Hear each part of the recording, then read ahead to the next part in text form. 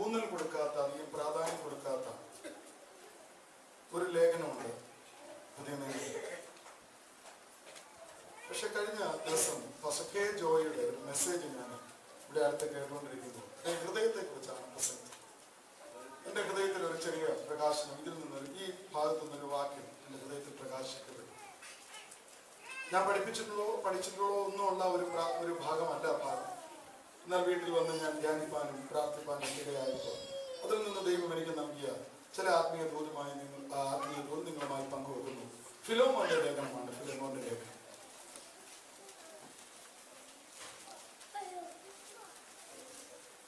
ഒറ്റ ഒരധ്യായം കൊണ്ട് നമുക്ക് കാണുവാൻ സാധിക്കുന്ന ചില ലേഖനങ്ങളുണ്ട്. 2 യോഹന്നാൻ, 3 യോഹന്നാൻ, അതുപോലെ യൂദായുടെ ലേഖനം, ഫിലേമോന്റെ ലേഖനം. ഈ ലേഖനങ്ങൾക്ക് ഒറ്റ അധ്യായങ്ങളേ ഉള്ളൂ. ഒറ്റ അധ്യായങ്ങൾ. കേവലം 25 വാക്യങ്ങൾ കൊണ്ട് ഈ ലേഖനം അവസാനിക്കും. ഒരു വ്യക്തിക്കുള്ള പേഴ്സണൽ ലെറ്റർ എന്ന് വേണേൽ പറയാം. ഇത് പ്രിസൺ എപ്പിസ്റ്റൽ എന്നായി അറിയപ്പെടുന്നത്. കാരണം കൊലോസി ലേഖനവും എഫെസ്യ ലേഖനവും ഫിലിപ്പിയ ലേഖനവും ഈ ഫിലേമോന്റെ ലേഖനവും അപ്പോസ്തലനായ പൗലോസ് കാരാഗ്രഹത്തിൽ കിടന്ന് എഴുതിയതാണ്. കാരാഗ്രഹത്തിൽ കിടന്ന് എഴുതിയ ലേഖനമാണ്. അതുകൊണ്ട് ഇതിനെ പ്രിസൺ എപ്പിസ്റ്റൽ എന്ന് നമുക്ക് കാണുവാനായിട്ട് സാധിക്കുന്നുണ്ട്. പക്ഷെ ഒരു വ്യക്തിയോടുള്ള ഒരു കത്താണ്. ഇതിൽ 3 പ്രധാനപ്പെട്ട വ്യക്തികളെ നമ്മൾ കാണുന്നത്. ഫിലേമോൻ, അപ്പോസ്തലനായ പൗലോസ്, മറ്റൊന്ന് ഒനേസിമസ്. 3 കഥാപാത്രങ്ങൾ മാത്രമേ അതിനകത്തുള്ളൂ. ഒരു കത്ത് ഫിലേമോന് പൗലോസ് എഴുതുന്ന ഒരു ചുറ്റുപാട് നമുക്ക് അത് കാരാഗ്രഹത്തിൽ വെച്ച് എഴുതുന്ന കുറിവാക്യമായിട്ട് നമ്മൾ വായിക്കുവാൻ ആഗ്രഹിക്കുന്നതിന്റെ 11ാമത്തെ വാക്യം. അവൻ മുമ്പേ നിനക്ക് പ്രയോജനമില്ലാത്തവനായിരുന്നു, ഇപ്പോൾ നിനക്കും എനിക്കും നല്ല പ്രയോജനമുള്ളവൻ തന്നെ. മുമ്പേ അവൻ പ്രയോജനമില്ലാത്തവനായിരുന്നു, ഇപ്പോൾ അവൻ നിനക്ക് മാത്രമല്ല, അവൻ എനിക്കും പ്രയോജനമുള്ളവൻ. പ്രയോജനമില്ലാത്തവൻ, പ്രയോജനമുള്ളവൻ. ഈ 2 വാക്കുകളാണ് നമ്മൾ കാണുന്നത്. മുമ്പേ അവൻ എനിക്കും നിനക്കും ഒന്നും പ്രയോജനമുള്ളവനല്ലായിരുന്നു, പക്ഷെ ഇപ്പോൾ അവൻ എനിക്കും നിനക്കും അവൻ എന്തുള്ളതാണ്? പ്രയോജനം ഉള്ളവനാണ്. അതിൽ നിന്ന് ചില ആത്മീയ സത്യങ്ങൾ നമുക്ക് പഠിക്കുവാനായിട്ടിടയാകട്ടെ. ഇവിടെ തുടങ്ങുന്ന ആ വാക്യം തന്നെ ക്രിസ്തുയേശുവിന്റെ ബദ്ധനായ പൗലോസ്. വാസ്തവത്തിൽ റോമൻ കാരാഗ്രഹത്തിൽ 2 പ്രാവശ്യം താൻ കിടന്നു. ആദ്യം കിടന്ന സമയത്താണ് ഈ ലേഖനങ്ങൾ എഴുതുന്നത്. 2ാമത്തെ പ്രാവശ്യമാണ് തിമോത്തിയോസിന്റെ ലേഖനമൊക്കെ നമുക്ക് കാണാനായിട്ട് സാധിക്കുന്നത്. പക്ഷെ അതിനെ പാസ്റ്ററൽ എപ്പിസ്റ്റലായിട്ട് വേർതിരിച്ചതുകൊണ്ട് പ്രിസൺ എപ്പിസ്റ്റലായിട്ട് നമ്മൾ വേർതിരിക്കുന്നില്ല. എന്നാൽ റോമൻ കാരാഗ്രഹത്തിൽ 1ാം പ്രാവശ്യം കിടന്നപ്പോഴാണ് ഈ സംഭവം ഉണ്ടാകുന്നത്. അപ്പോൾ പൗലോസിന് ഏകദേശം വയസ്സ് 60 കഴിഞ്ഞിട്ടുണ്ട്. പക്ഷെ പൗലോസ് അവിടെ ഉപയോഗിച്ചിരിക്കുന്ന ഒരു പദം വയസ്സനായ എന്റെ അപേക്ഷ. അതിന് യഹൂദ പശ്ചാത്തലമുണ്ട്. 60 വയസ്സ് കഴിഞ്ഞാൽ അവരെ വയസ്സനായിട്ട് അവർ ഗണിക്കുന്നത്. അവർ സ്വയം പറയാറുണ്ട്, ഓ വയസ്സായി. നമ്മുടെ ആൾക്കാർ അത് സമ്മതിക്കത്തില്ല എന്നുള്ളതാണ് നമ്മുടെ ഒരു പ്രശ്നം. അവർ 60 കഴിഞ്ഞാൽ പിന്നെ അവർ വയസ്സായി എന്നവർ സ്വയം അവർ സമ്മതിക്കും. അതുകൊണ്ടാണ് പൗലോസ് ഈ ലേഖനം എഴുതുമ്പോൾ തനിക്ക് 60 വയസ്സിന് അപ്പുറമേ ആയിട്ടുള്ളൂ, 65 വയസ്സിന് മുകളിലേക്ക് പോയിട്ടില്ലെന്ന വേദപണ്ഡിതന്മാരുടെ അഭിപ്രായം. പക്ഷെ താൻ അവിടെ പറഞ്ഞിരിക്കുന്നത് വയസ്സനായ എന്റെ അപേക്ഷ നീ കേൾക്കണമെന്നാണ് ഫിലേമോൻ എഴുതുമ്പോൾ. ഫിലേമോൻ എന്ന് പറയുന്ന വ്യക്തി കൊലോസിയിലുള്ള ഒരു വ്യക്തിയാണ്. അദ്ദേഹം രക്ഷിക്കപ്പെട്ടത് പൗലോസിന്റെ ശുശ്രൂഷയല്ല. പൗലോസ് സുവിശേഷം പറഞ്ഞ് ഫിലേമോനെ രക്ഷയിലേക്ക് കൊണ്ടുവന്നു. ആദ്യം ഫിലേമോനെ കുറിച്ച് ചില കാര്യങ്ങളൊന്ന് പറഞ്ഞിട്ട് മുമ്പോട്ട് നമുക്ക് കിടക്കാം. ഫിലേമോൻ, ഞാൻ പറഞ്ഞല്ലോ, പൗലോസ് രക്ഷയിലേക്ക് കൊണ്ടുവന്ന ഒരു വ്യക്തിയാണ്. പൗലോസ് കൃപയാൽ രക്ഷയിലേക്ക് കൊണ്ടുവന്ന ഒരു വ്യക്തിയാണ് ഫിലേമോൻ. ആ ഫിലേമോന് ചില നാളുകൾ കഴിയുമ്പോൾ പൗലോസ് എഴുതുന്ന ഒരു കത്തായി. അതും വേറൊരു വ്യക്തിക്ക് വേണ്ടി എഴുതുന്ന കത്ത്. ഫിലേമോനെ കുറിച്ച് ചില കാര്യങ്ങൾ 2ാം വാക്യം ഒന്ന് വായിക്കാം. ഫിലേമോൻ എന്ന നിനക്കും സഹോദരിയായ അപ്പിയയ്ക്കും. സഹോദരി അപ്പിയ പുള്ളിയുടെ വൈഫാണെന്ന് തോന്നുന്നത്.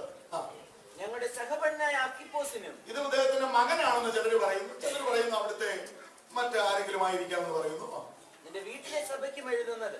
1ാമത്തെ പുള്ളിയുടെ ക്വാളിഫിക്കേഷൻ പൗലോസ് പറയുന്നത്, നിന്റെ വീട്ടിൽ ഒരു സഭയുണ്ട്. ഫിലേമോനെ കുറിച്ച് പൗലോസ് പറയുന്നു, അന്ന് കൊലോസ്യ പട്ടണത്തിൽ ഭയങ്കര പീഡ നടക്കുന്ന സമയമാണ്. ദൈവത്തെ എവിടെ ഭവനത്തിലിരുന്ന് ആരാധിച്ചാൽ, ആരാധനയ്ക്ക് ഒരു ഭവനം തുറന്നു കൊടുത്താൽ, ആ ഭവനത്തിലുള്ളവരെയും ആരാധിക്കുന്നവരെയും കൂട്ടമായി അറസ്റ്റ് ചെയ്തുകൊണ്ടുപോയി പീഡിപ്പിക്കുന്ന ഒരു സമയത്ത് ഈ ഫിലേമോൻ എന്ന് പറഞ്ഞ വ്യക്തി തന്റെ വീട് ആരാധനയ്ക്ക് തുറന്നു കൊടുത്തു. തന്റെ വീട്ടിൽ ഒരു സഭയുണ്ടെന്നല്ല, ഒരാരാധനയുണ്ട്. Praise God.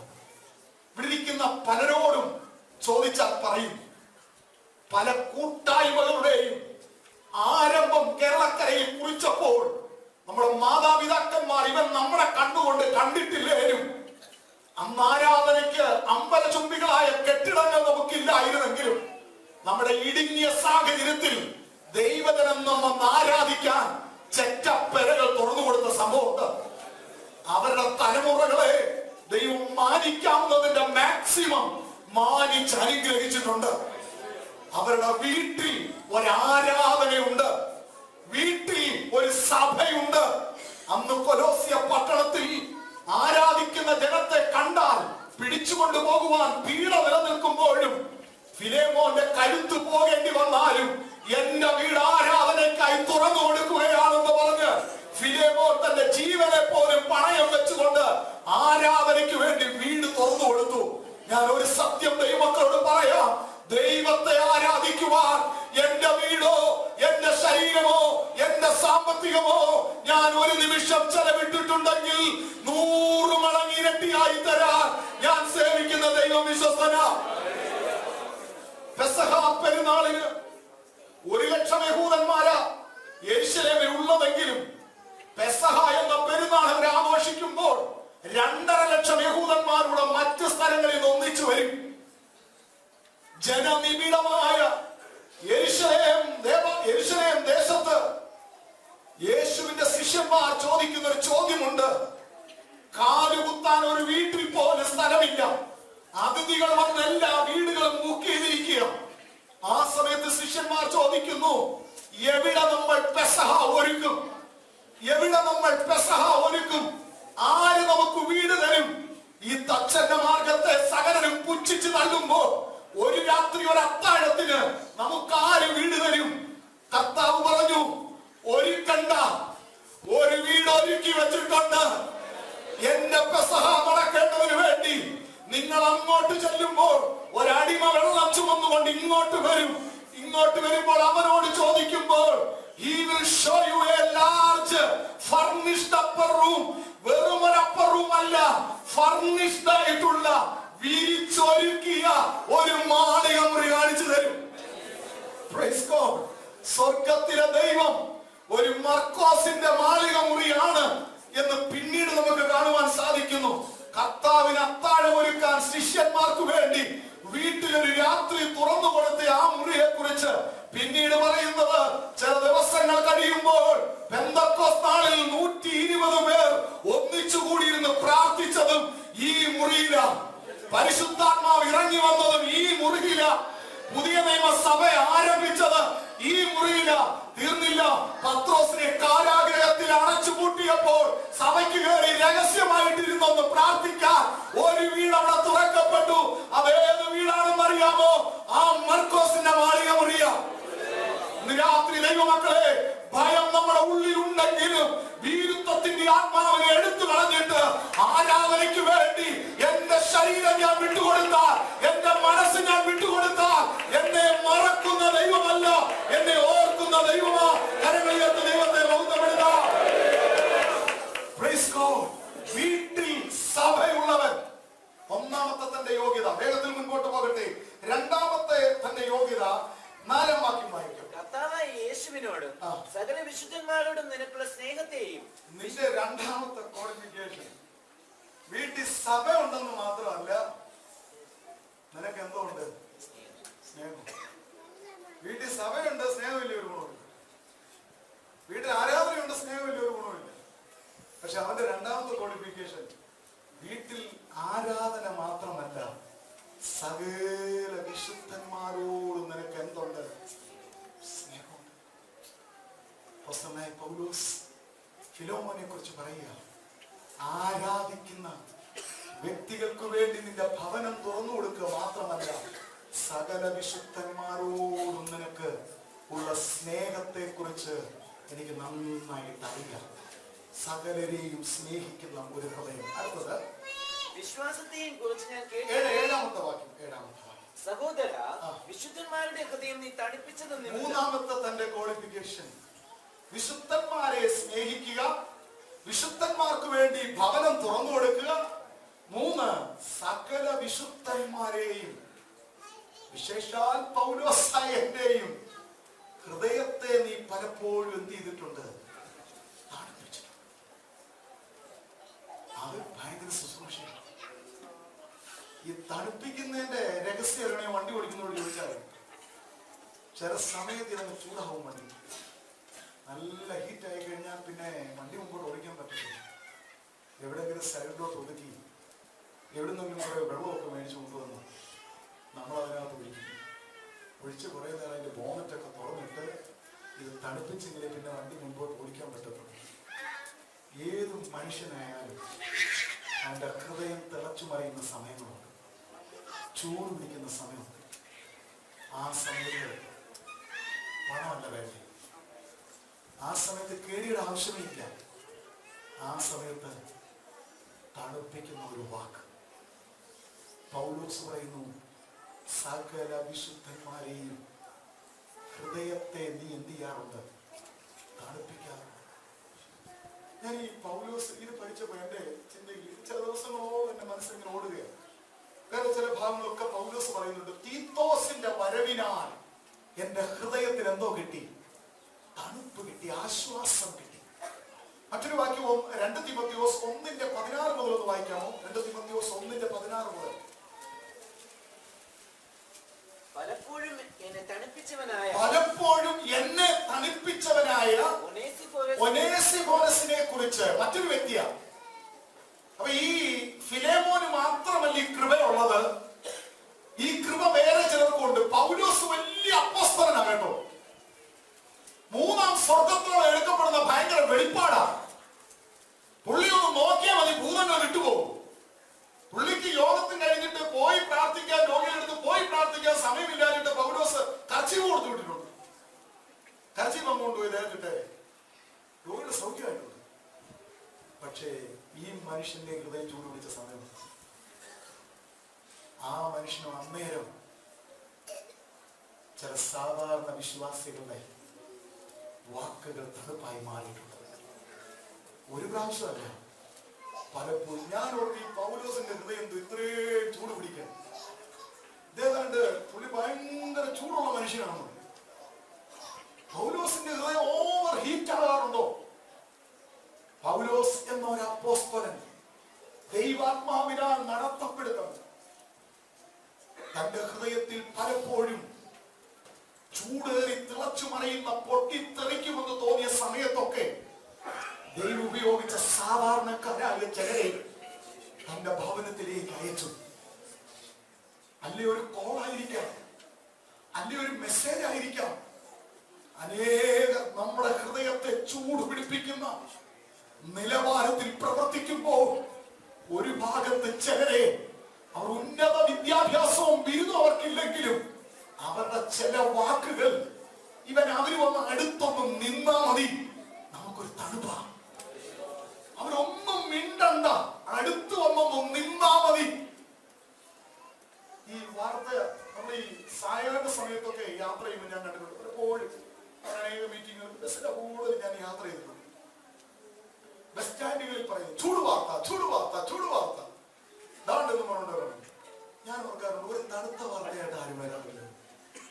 എല്ലാവരും വരുന്നത് പൊട്ടിത്തെറിക്കുന്ന വാർത്തകളുമായിട്ട്, പക്ഷെ അത് തണുപ്പിക്കുന്ന ഒരു വാക്കുമായിട്ട്, ഒരു ആശ്വാസം തരുന്ന വാക്കുമായിട്ട്. പക്ഷെ പൗലോസ് അപ്പോസ്തലൻ വേദപുസ്തകത്തിൽ ചിലരുടെ പേരെഴുതാം. അവരാരെ ഒന്നും വെച്ചു കൊടുത്തില്ലേലും, അവരായിരങ്ങൾ അവരുടെ റെസിപ്റ്റ് ബുക്കിൽ പേര് വന്നില്ലേലും, അവരുടെ ശുശ്രൂഷ ദൈവദാസന്മാരുടെ ഹൃദയം തടുപ്പിക്കുകയാണ്. നമ്മുടെ ശുശ്രൂഷ എന്താ? നമ്മൾ എന്താ ചെയ്തുകൊണ്ടിരിക്കുന്നത്? നമ്മളെ കുറിച്ച് എന്താ ഒരു സാക്ഷ്യം? പൗലോസ് പറയുന്നു, ഒനേസിഫോറസ് അവൻ പലപ്പോഴും എന്റെ ഹൃദയം തണുപ്പിച്ചു.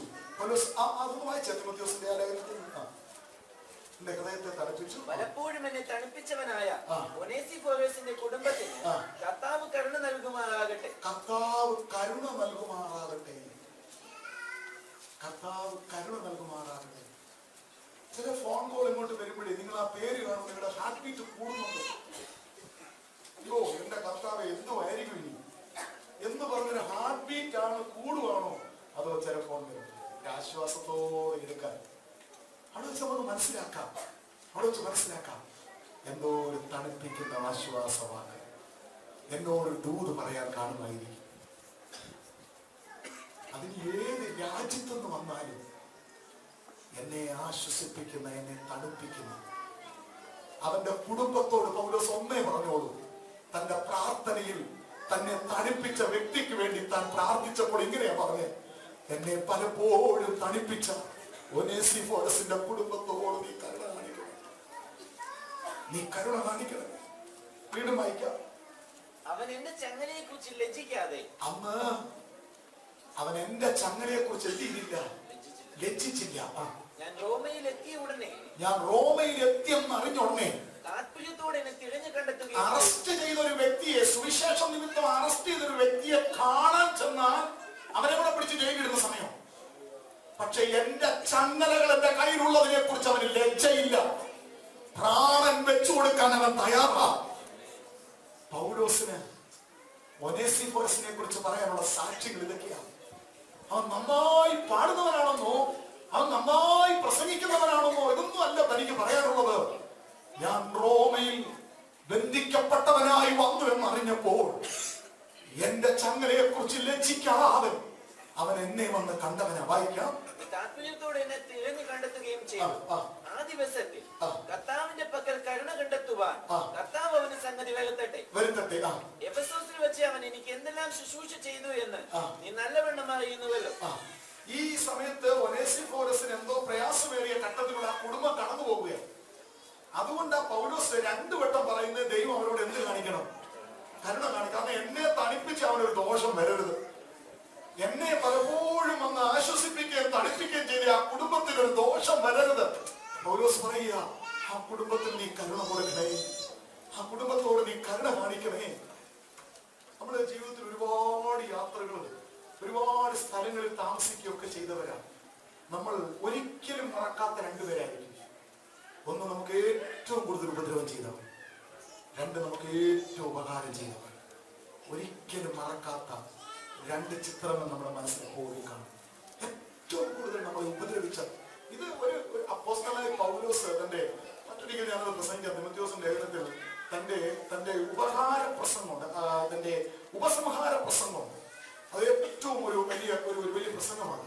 അതിനകത്ത് പൗലോസ് പറയുന്ന ഒരു വാക്കുണ്ട്, ചെമ്പുപണിക്കാരനായ അലക്സാണ്ടർ അവൻ എനിക്ക് വളരെ ദോഷം ചെയ്തു. ഒനേസിഫോറസിനെ കുറിച്ച് പറയുന്നത് അവൻ എന്റെ ഹൃദയം തണുപ്പിച്ചു. പക്ഷെ ചെമ്പുപണിക്കാരനായ വേദപുസ്തകത്തിന്റെ താളുകളിൽ ഒരു പേര് പോലും അറിയാതെ കയറി വന്നിട്ടില്ല.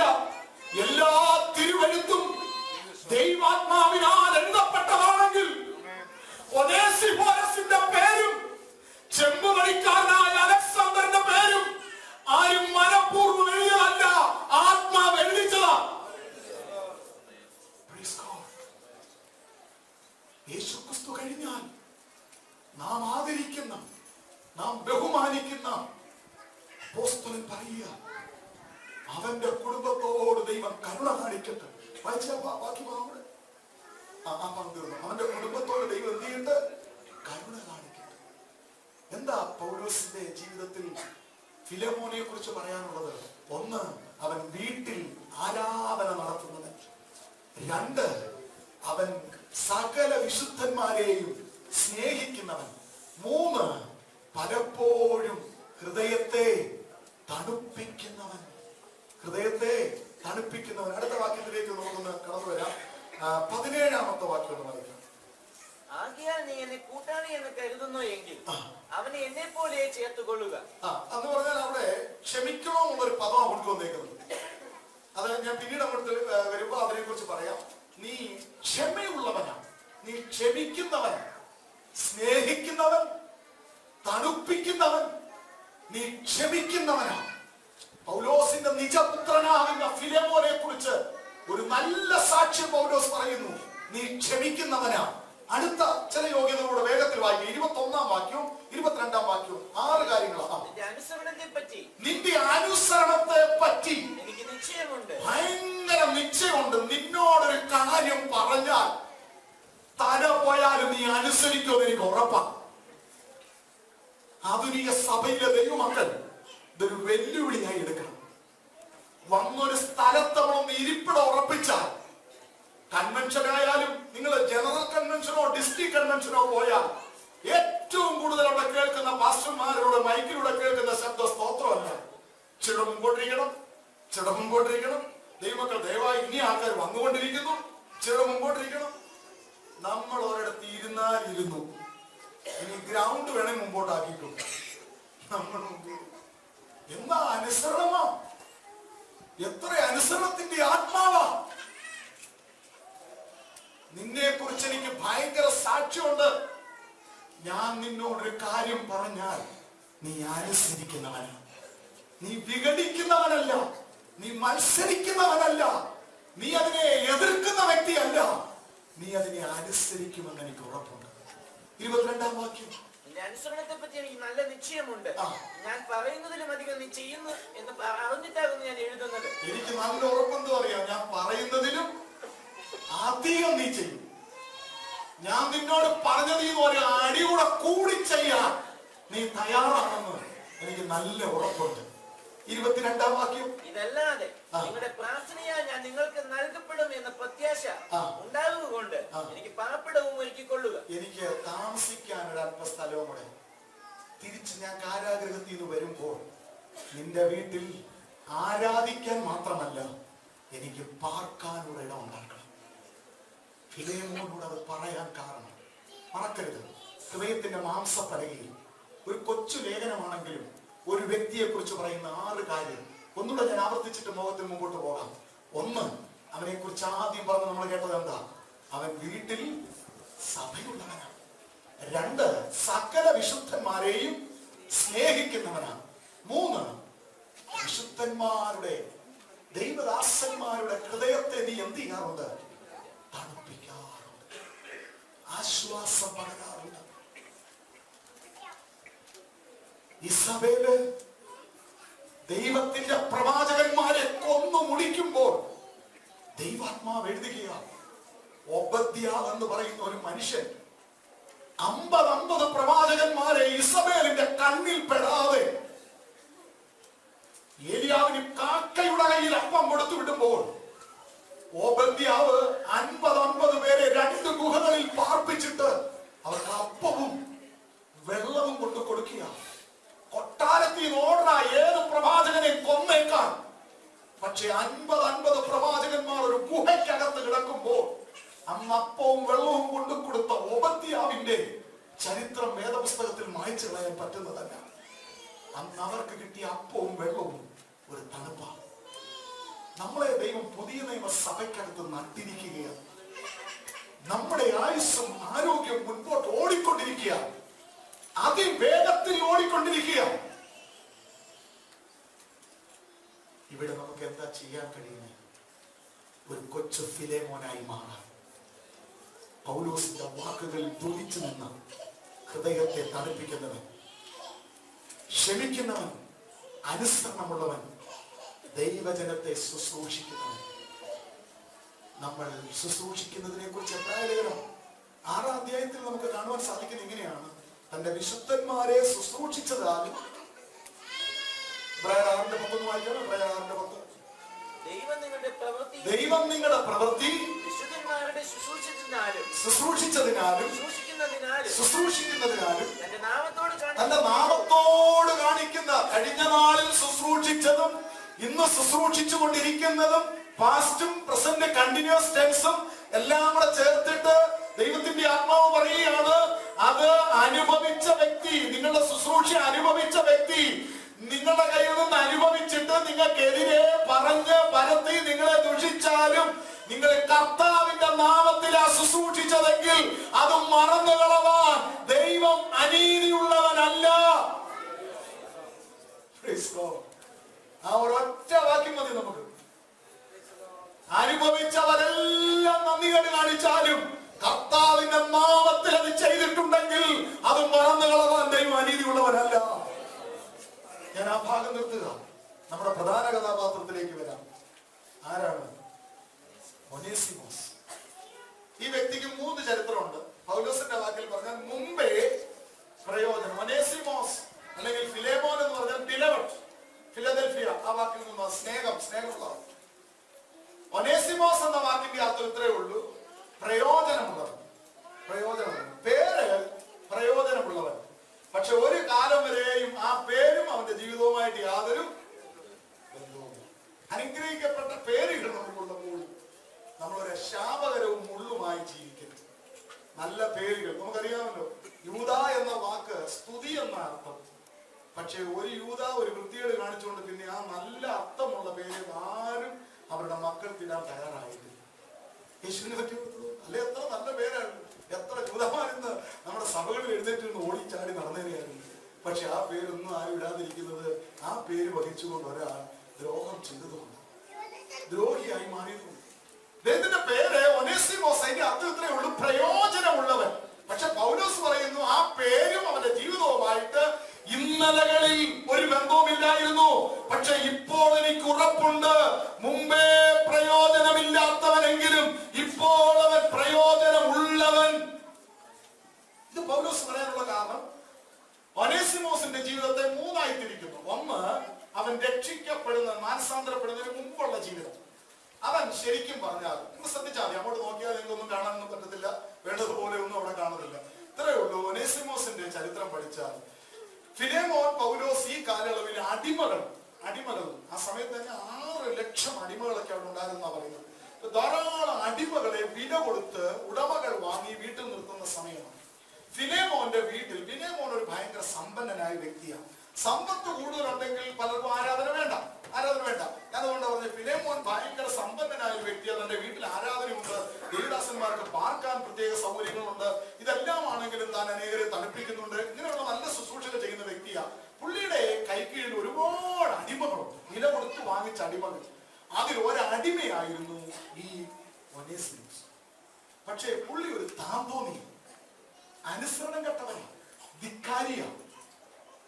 യജമാനനാകുന്ന ഫിലേമോൻ എന്തു പറഞ്ഞാലും തറുതല പറയുക, അനുസരിക്കാതിരിക്കുക, കീഴ്പ്പെടാതിരിക്കുക, മറ്റുള്ള അടിമകളെ ഉപദ്രവിക്കുക. ഇങ്ങനെ ഈ നിലകളിലൊക്കെ ഒരു വല്ലാത്ത നിലയിൽ പ്രവർത്തിക്കുക മാത്രമല്ല, ഇടയ്ക്കിടയ്ക്ക് കുറച്ച് മോഷണങ്ങൾ നടത്തുന്നു. അങ്ങനെ എന്തോ ഫിലേമോന്റെ വിലപിടിപ്പുള്ള ഒരു സ്വത്തും മോഷ്ടിച്ചുകൊണ്ട് അവൻ അവിടെ ഒളിച്ചോടിപ്പോയി. ഒളിച്ചോടി പോകുന്ന അടിമകളെ എവിടിട്ടും പിടിക്കാം. നമ്മൾ ഈ വീടുകളിൽ നിന്ന് ചിലർ ഒളിച്ചോടി പോകുന്ന പോലെ അന്ന് വീടുകളിൽ നിന്ന് ഒളിച്ചോടി. അന്നത്തെ നിയമം അനുസരിച്ച് ഒരു അടിമ എന്ന് പറഞ്ഞാൽ നമ്മൾ വില കൊടുത്ത് വാങ്ങിക്കുന്ന ഒരു മൃഗത്തിന് തുല്യമാണ്. യജമാനന് വേണമെങ്കിൽ അതിനെ കൊല്ലാം, കൈ വെട്ടിക്കളയാം, കാല് വെട്ടിക്കളയാം, അവനെ ക്രൂരമായി മർദ്ദിക്കാം, ചെവി കുത്തി തുളയ്ക്കാം. ഇങ്ങനെ ഒരു അടിമ ഓടിപ്പോയി അവന്റെ വസ്തു നഷ്ടപ്പെടുത്തി എവിടെങ്കിലും വെച്ച് പോലീസ് അറസ്റ്റ് ചെയ്തവരെ തിരിച്ചു കൊടുത്താൽ, തിരിച്ചവരെ കിട്ടിയാൽ, അവനെ മടങ്ങി വന്നാൽ ഈ ഉടമയ്ക്ക് കമ്പി പഠിപ്പിച്ചവന്റെ നെറ്റിയിൽ എഫ് എന്നൊരു അടയാളം ഇടാം. ഫുജിറ്റീവ് എന്നുള്ള വാക്ക്. എഫ് എന്ന അടയാളം അവന്റെ ചെവി, അവന്റെ നെറ്റിയിൽ ഇടുകയും കാത് തുളയ്ക്കുകയും ചെയ്താൽ പിന്നെ അവൻ എവിടെ ഓടിപ്പോയാലും അവനെ കുറിച്ചുള്ള ഒരു അടയാളം കിടപ്പുണ്ട്. യജമാനെ കളിപ്പിച്ചിട്ട് ഓടിപ്പോയി തിരിച്ചു വന്ന അടിമയാണ്. അതുകൊണ്ട് പിന്നെ അവൻ എങ്ങും ഓടി രക്ഷപ്പെടാൻ പറ്റത്തില്ല. ഈ നിലകളിലൊക്കെ ക്രൂരമായി അടിമകളോട് ഇടപെടും. ഫിലേമോനെ ചതിക്കുകയും നല്ല സൽസ്വഭാവിയായ ഫിലേമോനെ വഞ്ചിച്ച് ഇവൻ ഓടിപ്പോയി. ഇവൻ ഓടിച്ചെന്ന് പെട്ടത് റോമിൽ വളരെ സുഖസമൃദ്ധിയായിട്ട് ജീവിക്കാൻ പറ്റുന്ന സാഹചര്യത്തിലേക്ക് അവൻ ഓടിച്ചെന്നെങ്കിലും അവനെ പോലീസ് പിടിച്ചു. റോമൻ പട്ടാളം അവനെ അറസ്റ്റ് ചെയ്ത് ജയിലിൽ കൊണ്ടുവന്നു. ജയിലിൽ കൊണ്ടുവന്നിട്ടപ്പോൾ എല്ലാം ദൈവ നിർണയം എന്നോണം ഉടമയെ മാനസാന്തരപ്പെടുത്തിയ പൗലോസ് അടിമയെ കൊണ്ടിട്ട ജയിലിലാണ് കിടക്കുന്നത്. രണ്ടുപേരും വന്നത് ഒരു ജയിലിലാണ്. ഇതിൽ നിന്ന് മനസ്സിലാക്കുക, നാം എത്ര അകന്നോടിയാലും ദൈവം നമ്മളെ കുറിച്ച് ചിലത് നിർണയിക്കുന്നുണ്ട്. ദൈവം വളച്ചു കൊണ്ടുവന്ന് നമ്മളെ അതിനകത്ത് കയറ്റുകയാണ്. പൗലോസ് ഇവനെ പരിചയപ്പെട്ടു. ആദ്യമൊന്നും പൗലോസിനോട് വലിയ അനുകൂല ഭാവം കാണിച്ചില്ലെങ്കിലും ഇവൻ അവന്റെ സാക്ഷ്യം കുറേശ്ശെ പറഞ്ഞു. നീ എവിടുന്നാ വരുന്നു, നീ എവിടുന്ന ഓടി വന്നത്, നിന്നെ എന്തിനാ അറസ്റ്റ് ചെയ്തിട്ട്? അവൾ പോകുന്നില്ല, ഞാൻ അങ്ങനെ എങ്ങനെയാന്നൊക്കെ പറഞ്ഞു.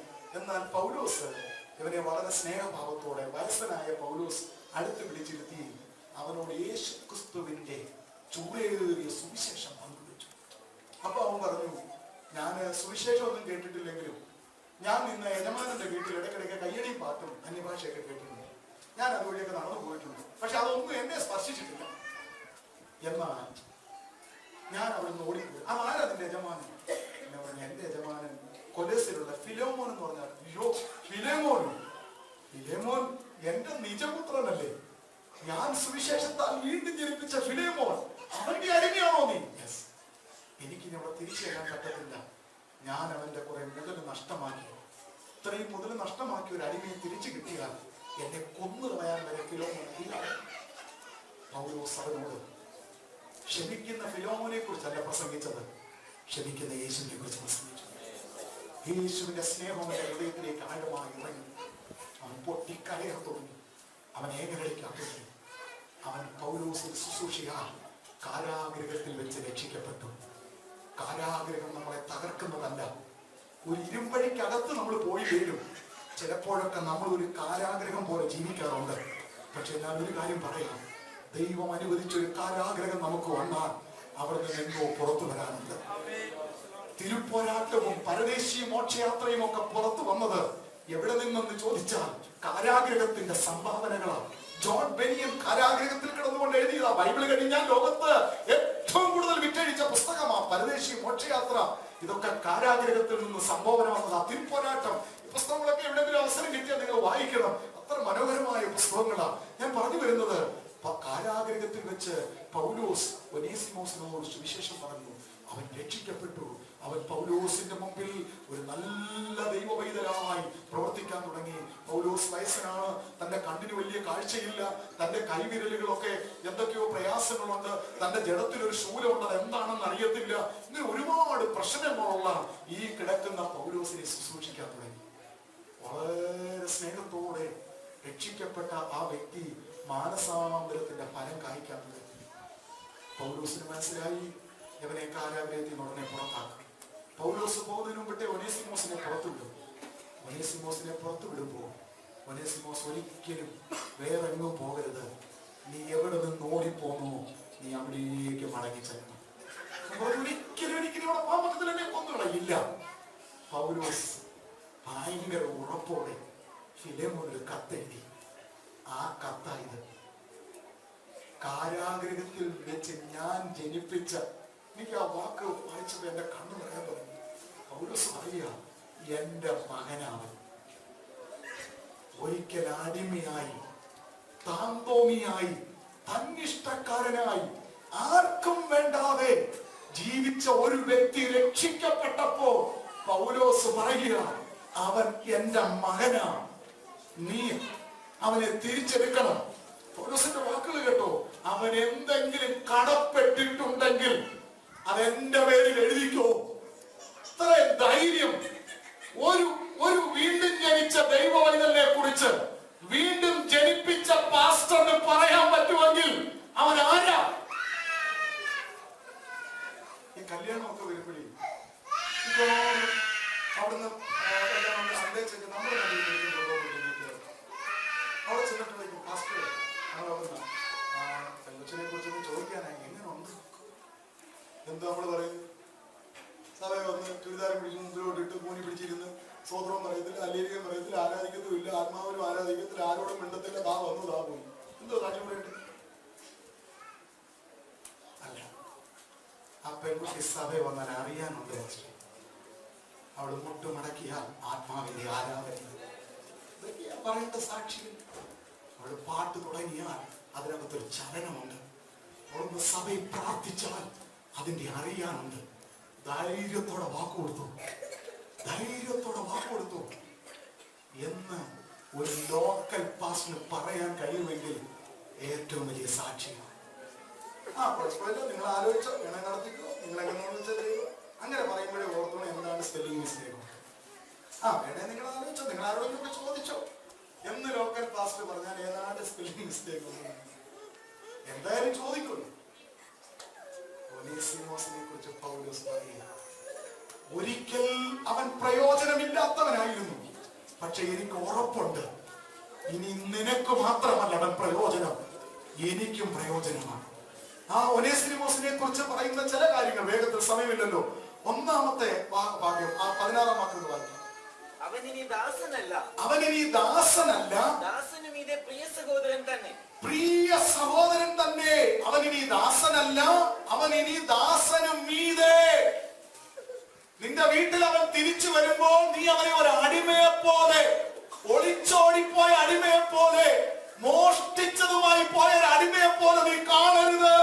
അവൻ ദാസനല്ല, ദാസന്റെ മീതെ അവനൊരു മകനാ. ഒരു കരിക്കട്ട വജ്രമായി മാറിയത് സുവിശേഷത്തിന്റെ ശക്തിയാ. ഇന്ന് രാത്രി എന്റെ ദൈവമക്കളോട് ഞാൻ പറയാം, ഈ ആരാധനയ്ക്ക് വന്നിരുന്ന നിമിഷം വരെ നീ ആരെന്നുള്ളത് വിഷയമല്ല. സമർപ്പിച്ചു കൊടുത്താൽ ദൈവം നിന്നെ കനലിന്മേൽ ജ്വലിക്കുന്ന ഒരു തീ കഷ്ണമാക്കി മാറ്റും. കഴിഞ്ഞ പോയിന്റ് വരെ ഞാൻ ആരെന്നല്ല, മുമ്പേ ഞാൻ ഉപദ്രവിയായിരുന്നു, ദൂഷകനായിരുന്നു, നിഷ്ഠൂരനായിരുന്നു, എന്നാൽ എന്നോട് കരുണ ദൈവം ചെയ്തു എന്ന് പൗലോസ് പറയുക. വേദഭാഗം 1 കൊരിന്ത്യർ 1:13 വാക്യം ഒന്ന് വായിച്ചു. 1 കൊരിന്ത്യർ 1:13. 1 തിമോത്തിയോസ്.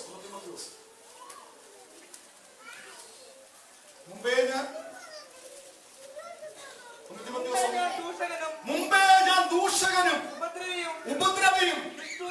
പൗലോസ് ലോകം കണ്ടതിൽ വെച്ച് ഏറ്റവും വലിയ അപ്പോസ്തലൻ. ഫലിതമെന്നോണം എന്റെ കാനവച്ചൻ പ്രസംഗിച്ചവൻ പറഞ്ഞു, പൗലോസ് ഒന്നും അല്ല വലിയ ആള്, പൗലോസിനേക്കാളൊക്കെ വലിയ ആളാണ് ബെൻഹിൻ. ഭയങ്കര പുള്ളിയാണ്. പൗലോസ് എന്തോ ശുശ്രൂഷ ചെയ്തിട്ടുണ്ട്, ബെൻഹിനൊക്കെ എന്തോ ശുശ്രൂഷയാച്ചോ. അപ്പൊ പൗലോസിനേക്കാൾ വലിയ ആളാണ്. കാനവച്ചന്റെ വായിലല്ലേ ചെന്ന് വീണു. അച്ഛൻ വീണു.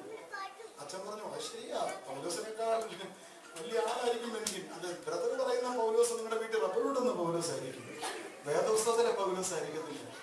വേദപുസ്തകത്തിലെ പൗലോസിനെ വെല്ലാൻ ഒരാളില്ല. ആ മനുഷ്യൻ പറയുന്നു, മുമ്പേ എനിക്ക് ഒരു പാസ്റ്റ് കഥ പറയാനുണ്ട്. ഞാൻ ഉപദ്രവിയായിരുന്നു, ഞാൻ ദൂഷകനായിരുന്നു, ഞാൻ നിഷ്ഠൂരനായിരുന്നു. ചിലര് പറയുന്നത് മുമ്പേ ഞാൻ അച്ഛനെ തല്ലി, ഇപ്പോൾ ഞാൻ പാസ്റ്ററെ തല്ലി. കഴിഞ്ഞ ദിവസം കേജോയി പറഞ്ഞു, ഓർത്തഡോക്സിൽ നിന്നപ്പോൾ ഞാൻ അച്ഛനെ അടിക്കുമായിരുന്നു, ഇവിടെ വന്നപ്പോൾ ഞാൻ പാസ്റ്ററെ. ഇത്രയുള്ള വ്യത്യാസം. കഴിഞ്ഞ ദിവസം കേജോയി പറഞ്ഞു, ഹിന്ദിയിൽ അദ്ദേഹം പറഞ്ഞു, പകലേ ഞാൻ പാപിയോങ്ക പോക്കറ്റ്. നേരത്തെ ഒക്കെ ഞാൻ ഭാവിയുള്ള പോക്കറ്റായിരുന്നു അടിക്കുന്നത്, ഇപ്പൊ ഞാൻ പാസ്റ്റർമാരുടെ പോക്കറ്റ് അടിക്കും. ഇപ്പൊ ഞാൻ രക്ഷിക്കപ്പെട്ടു, ഇപ്പൊ ഞാൻ സ്നാനപ്പെട്ടു, പുതിയ നിയമ സഭയോ. എന്നിലൊരു മാറ്റം ഉണ്ടായി, ഇത്രേ ഉള്ളൂ. നേരത്തെ ഞാൻ ഭാവികളെയൊക്കെ പോക്കറ്റ് അടിക്കുമായിരുന്നു, ഇപ്പൊ ഞാൻ അവസരം കിട്ടിയ പാസ്റ്റർമാരുടെ പോക്കറ്റ്. മുമ്പേ ഞാൻ ഉപദ്രവിയായിരുന്നു, നിഷ്ഠൂരനായിരുന്നു, ഞാൻ ഭാവിയായിരുന്നു. പക്ഷേ അടുത്ത വാക്യം പൗലോസ് എന്താ പറഞ്ഞേക്കുന്നത്? ഞാൻ ആ ചെയ്തതൊക്കെ ഉണ്ടല്ലോ, ആ വാക്കിനൊന്ന് അടിവരയിട്ടോണേ. ഞാൻ അറിഞ്ഞോണ്ട് ഉപദ്രവിച്ചതല്ല, ഞാൻ അറിഞ്ഞോണ്ട് ഒരു നിഷ്ഠൂരനായി ജീവിച്ചതല്ല. ഞാൻ അവിശ്വാസത്താൽ അറിയാതെ ചെയ്തു പോയതായതുകൊണ്ട് എന്നോട് ദൈവം കരുണ കാണിച്ചു. അറിയാതെ ചെയ്തു പോയതിന് കരുണ കാണിക്കുന്ന ഒരു ദൈവമുണ്ട്. നീ ഫിലോമോന്റെ വീട്ടിൽ നിന്ന് ഓടിപ്പോയത് നിന്റെ അറിവില്ലായ്മയാ, മോഷ്ടിച്ചത് അറിവില്ലായ്മയാ. അവന്റെ പേര് തന്നെ പിതാവ്, സ്നേഹമുള്ളൊരു ഉടമ നിനക്കുള്ളപ്പോൾ നീ അവിടെ നിന്ന് ഓടിപ്പോകരുതായിരുന്നു. നീ അവനോട് ചേർന്ന് നിൽക്കണമായിരുന്നു. അവന്റെ സഭയ്ക്ക് നീ ഒരു അനുഗ്രഹമായിരിക്കണമായിരുന്നു. പക്ഷെ ഇപ്പോൾ പൗലോസിന് മനസ്സിലായി, ഇവനെ ഇനി വേറൊരു യജമാനനല്ല വിടേണ്ടത്. ഇവനെ ഫിലോമോന്റെ വീട്ടിൽ വിട്ടാൽ അവിടുത്തെ സഭയ്ക്ക് അവൻ പ്രയോജനമാണ്, അവിടുത്തെ സഭയ്ക്ക് അവൻ അനുഗ്രഹമാണ്. കാരാഗ്രഹത്തിൽ എന്നെ താങ്ങാനും എന്നെ ശുശ്രൂഷിക്കാനും ഒരു ദൈവദാസൻ എന്ന നിലയിൽ എന്നെ ബഹുമാനിക്കാനും അവൻ കാരാഗ്രഹത്തിൽ മനസ്സ് കാണിച്ചെങ്കിൽ ഫിലോമോന്റെ വീട്ടിൽ അവൻ ഒരു അനുഗ്രഹമാണ്. ഞാൻ ചോദിക്കുക, ഞാൻ എന്റെ ദൈവമക്കളോട്, ഇവിടെ ചിലരോട് പരിശുദ്ധാത്മാവിന് പറയാനുള്ളത്, നിങ്ങൾ ഈ ആലയത്തിൽ കാൽ ചവിട്ടുന്നിടം വരെയുള്ള വ്യക്തിയല്ല, മാറ്റിയെടുക്കാൻ ദൈവത്തിന് കഴിയും. നമ്മള് കീടിബാബുന്റെ പുസ്തകം കേട്ടപ്പോ കനലിന്മേലിരിക്കുന്ന മീനാകാനൊക്കെ പ്രാർത്ഥിച്ചത് ഓർക്കുന്നുണ്ടോ? പലയിൽ കിടക്കുന്ന മീന്, സമുദ്രത്തിൽ കിടക്കുന്ന മീന്. പക്ഷെ ഒരു കാര്യം ഓർത്തോണം, കനലിന്മേലിരിക്കുന്ന മീനാകാൻ പ്രാർത്ഥിക്കുന്ന സൂക്ഷിച്ചു വേണം. വലയെ കിടക്കുന്ന ഞാൻ സുഖം, കനലിന്മേൽ വരണമെങ്കിൽ വാരങ്ങ് വെട്ടും, ചിറക് വെട്ടും, ചെതുമ്പല് മാറ്റും, അഴുക്കൊക്കെ എടുത്ത് വെളിയിൽ കളയും, എന്നിട്ട് ഒന്ന് വരിയും. അതെ, അതിന് വലയിൽ പിടിച്ച് അതുപോലെ കനലിൽ വെച്ച് ആർക്കും ചുട്ടു കൊടുക്കത്തില്ല. വലയിൽ നിന്ന് കനലിൽ വരുന്നതിന് മുമ്പ് നമ്മളെ കർത്താവ് ഒരുക്കും.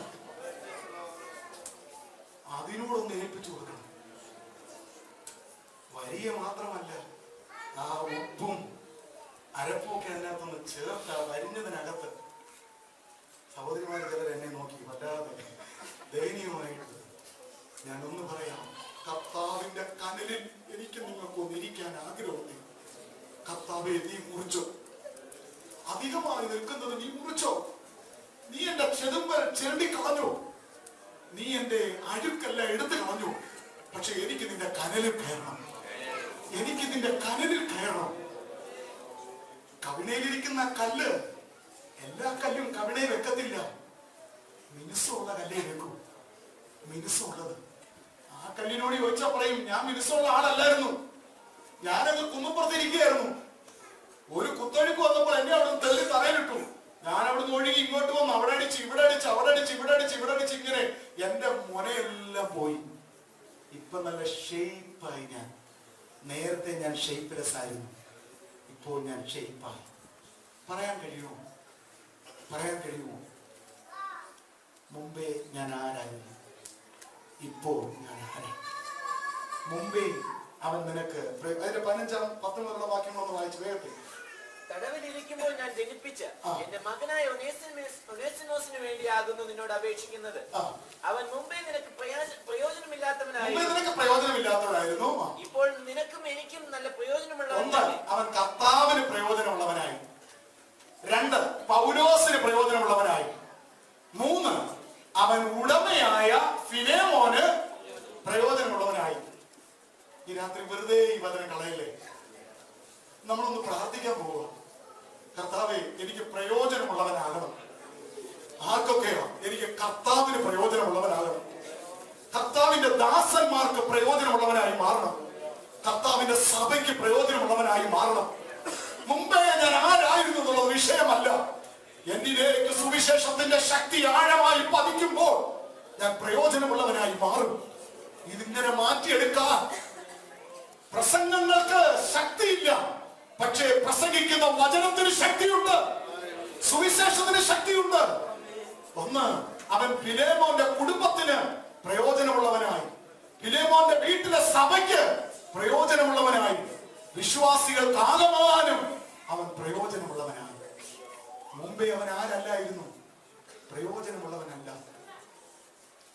ഇത് കേട്ടൊരു വ്യക്തിക്ക് മാറ്റം ഉണ്ടായില്ലെങ്കിൽ ഒരു വ്യക്തി ഒരിക്കലും മാറാൻ പോകുന്നില്ല. സുവിശേഷം പറ, എവിടെ അവസരം കിട്ടിയാലും പറ, അത് മാത്രമേ ഒരു വ്യക്തിയെ മാറ്റിയെടുക്കാൻ കഴിയത്തുള്ളൂ. അതുകൊണ്ട് പൗലോസ് പറയുന്നു, സുവിശേഷം രക്ഷിക്കപ്പെടുന്നവർക്ക് ദൈവശക്തിയാണ്. വെള്ളത്തൂവൽ സ്റ്റീഫൻ എന്ന് അറിയപ്പെടുന്നയാൾ ഇന്ന് സുവിശേഷവുമായി വേദപുസ്തകവുമായി അനേക വേദികളിൽ നിൽക്കാൻ തന്നെ മാറ്റിയെടുത്തത് ഇവിടുത്തെ ഇസങ്ങളല്ല, പിന്നെയോ ഇവാഞ്ചലിസമാ, സുവിശേഷമാ. ദൈവവചനം വായിക്കുമ്പോൾ നമ്മളെ മാറ്റും. മുമ്പേ അവൻ പ്രയോജനമില്ലാത്തവനായിരുന്നു, ഇപ്പോൾ എനിക്കും നിനക്കും കർത്താവിനും കർത്താവിന്റെ സഭയ്ക്കും സകല വിശുദ്ധന്മാർക്കും അവൻ ആരായി മാറി? പ്രയോജനമുള്ളവനായി മാറി.